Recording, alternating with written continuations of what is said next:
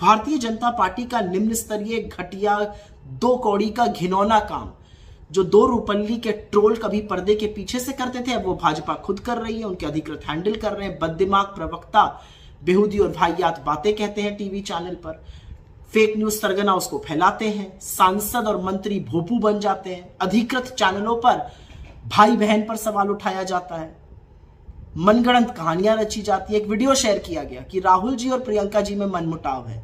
अरे चरण चंपकों, अगर जरा सा भी उन दोनों को जानते तो ऐसी बेवकूफी की बात नहीं कहते। मुझे पता है आप ये क्यों कह रहे हैं, क्योंकि दोनों भाई बहनों ने आपकी नफरत और आपके झूठ के खिलाफ जो जंग छेड़ी हुई है उससे आप खासे बौखलाए हुए हैं, घबराए हुए हैं। आपको समझ में नहीं आ रहा है जवाब दिया क्या जाए। अगर आप जरा सा भी राहुल जी और प्रियंका जी को जानते तो जानते कि उनमें गंदी राजनीति और आपकी मनगढ़ंत कहानियां तो बड़ी दूर की बात है, दुनिया की कोई ताकत उनको अलग नहीं कर सकती। उन्होंने एक साथ इतनी दुख, इतनी दर्द, इतनी वेदना और हिंसा देखी है कि वो एक दूसरे की सबसे बड़ी ढाल है, एक दूसरे के शक्तिपुंज है। पर ये बात आप नहीं समझिएगा। क्या कहा? राहुल जी राखी नहीं बांधे। राहुल जी ने ना सिर्फ इस साल राखी बांधी बल्कि वो अपनी बंधी हुई राखी को पूरे साल उतारते नहीं है, या तो वो टूट जाती है या वो रक्षाबंधन तक बंधी रहती है, और ये बात उन्होंने खुद कही है। I wear my Rakhi until it breaks. No. He was giving me a high five. Sorry. But you enjoyed the high five. You can give me a high five. So I don't take off my Rakhi. I keep it and it's there. I think it will stay there till next Raksha Bandhan at least.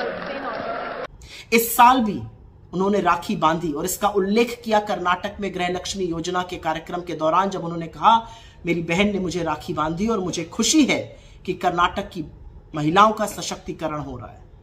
आप तो बड़ा magnifying glass लेके ढूंढते हैं ना, राहुल गांधी जी को खंगालते हैं, देखिएगा हाथ में राखी नजर आएगी, हर बार नजर आएगी।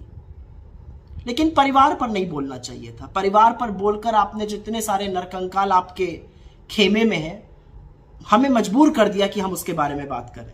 मैं अमूमन परिवार पर बात करती नहीं हूं, लेकिन क्योंकि आपको शायद यही भाषा समझ में आती है तो आपको उस भाषा में समझाना जरूरी है।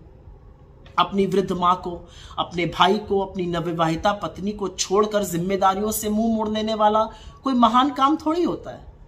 ये तो रणछोड़ वाला काम है, जिम्मेदारियों से मुंह मोड़ने वाला काम है। अब इतना बड़ा भगवान की कृपा से घर मिला दिल्ली में, सैकड़ों कमरे हैं उस घर में, अपनी मां को सेवा के लिए ना रखना कोई महान काम थोड़ी है। ये जिम्मेदारियों से मुंह मोड़ने वाला काम है। 8-8 कैमरे लेकर जाना और मां के साथ अकेले बैठकर भोजन करना और 4 एंगल से उसको शूट करना, ये महान काम थोड़ी है। ये मां को राजनीति के लिए इस्तेमाल करने वाला काम है। और आप क्या बात करेंगे भाइयों बहनों के संबंधों की, जब आपके आका के खुद के भाई प्रहलाद मोदी दशकों से उनकी निंदा कर रहे हैं, उनके खिलाफ खेमा खोल के खड़े हुए हैं, यहां जंतर मंतर तक तो उनके खिलाफ प्रदर्शन कर चुके हैं। हम लोग जब छोटे थे और अगर किसी ऐसे शहर जाते थे जहां पर चाचा, ताऊ, मामा, बुआ इत्यादि होते थे तो माँ बाप बड़े निश्चिंत रहते थे कि चलो कोई बड़ा है, सुरक्षित रहेंगे बच्चे, हिफाजत रहेगी। क्या मतलब है आपके प्रधानमंत्री रहने का? क्या मतलब है सैकड़ों के इतने बड़े घर में अकेले रहने का, जब आपकी एक अकेली भतीजी आती है और रेलवे स्टेशन से उसको जाना पड़ता है कोई गुजरात सेवा समिति का कोई भवन है और वहां पर उसका पर्स छीन लिया जाता है। क्या आपकी एक छोटी सी भतीजी आपके साथ आकर नहीं रह सकती थी? क्या आपका चाचा या ताऊ होने के नाते कोई कर्तव्य नहीं है? जिम्मेदारियों से मुंह मोड़ने वाली जो आपकी पुरानी आदत है, उसका खामियाजा आज देश भुगत रहा है, क्योंकि आप 140 करोड़ की जनता की जिम्मेदारियों से भी ऐसे ही विमुख रहते हैं। तो कुछ बातें हैं जो राजनीतिक जीवन में कहनी नहीं चाहिए।